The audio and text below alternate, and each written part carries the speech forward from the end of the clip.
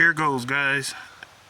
I was having trouble on my 2007 Ford F-150. When I opened the door, I heard a clicking noise coming from my fuse box, and it didn't start.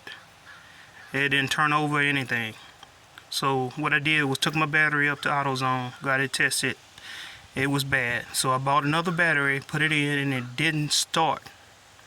So what I did was I actually tried another key to this truck. I have 3 keys to this truck. I tried another key because they have chips in it. Tried another key and it worked.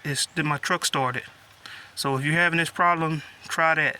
Try battery and try another key, and see will it works for you. I know it worked for me, so I hope this helped you guys. Later.